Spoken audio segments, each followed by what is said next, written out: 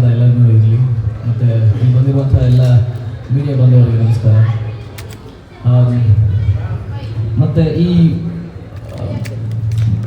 Matrix movie makers ನಿರ್ಮಾಪಕರು ನಮ್ಮ Arun Kumar sir ಮತ್ತು ಮೇಡಮ್ ತುಂಬ ಒಳ್ಳೆಯದಾಗಬೇಕು. ಯಾಕಂತಂದರೆ ಒಂದು ಸಿನಿಮಾ ಮಾಡೋದೇ ಹಿಂದೆ ನೋಡೋಂಥ ಕಾಲ.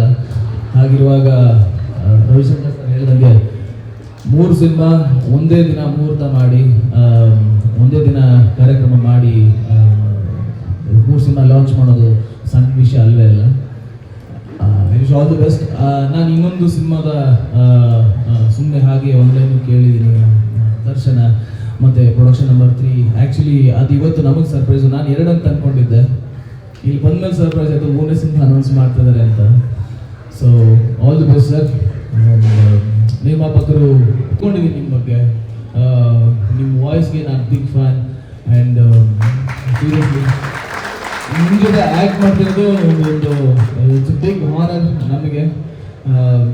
ನೀವು ಅರುಂಧತಿಯಿಂದ ನಿಮ್ಮ ಅದರಿಂದ ಹಿಡಿದು ನಮ್ಮ ಕೆಂಪೇಗೌಡ ಸಿನಿಮಾದಲ್ಲಿ ತುಂಬ ಡೈಲಾಗ್ಗಳನ್ನ ಗಟ್ಟೊಡ್ದು ಅದನ್ನ ಎಷ್ಟೊಂದು ಕಡೆ ಹೇಳಿದ್ದೀವಿ.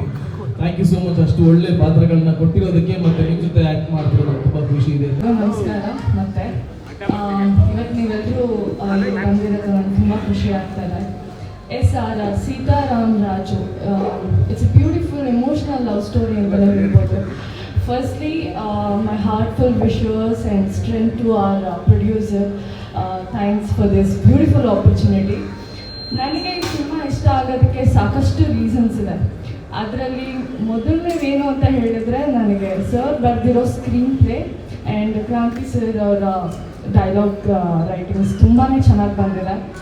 ಅದ್ರ ಜೊತೆ ನಾನು ಫಸ್ಟ್ ಟೈಮ್ ಆಫೀಸಿಗೆ ಹೋದಾಗ ಸರ್ ನನಗೆ ಎಕ್ಸ್ಪ್ಲೈನ್ ಮಾಡಿದ ರೀತಿ, ಅಂದರೆ ನರೇಟ್ ಮಾಡಿದ ಸ್ಟೋರಿ ತುಂಬ ಇಂಟ್ರೆಸ್ಟಿಂಗ್ ಅಂತ ಅನ್ನಿಸ್ತು. ಯೂಶ್ವಲಿ ನಾನು ಆ ಥರ ನೋಡಿಲ್ಲ. ವಿತ್ ಆ್ಯಕ್ಷನ್, ವಿತ್ ಎಮೋಷನ್ ಎಲ್ಲ ಫುಲ್ ಪವರ್ ಪ್ಯಾಕ್ಟ್ ಆಗಿ ಹೇಳಿದಾಗ you feel like you already living in the character ಅನ್ನೋ ಒಂದು ಫೀಲಿಂಗ್ ನನಗೆ ಬಂತು. ಆ್ಯಂಡ್ ಸರ್ ತುಂಬ ಹಾನೆಸ್ಟ್ ಆಗಿದ್ದಾರೆ ಆ್ಯಂಡ್ ಅವ್ರು ಏನು ಮಾಡ್ತಾ ಇದ್ದಾರೆ ಅನ್ನೋ ಒಂದು ಕ್ಲಾರಿಟಿ ಕೂಡ ಇದೆ.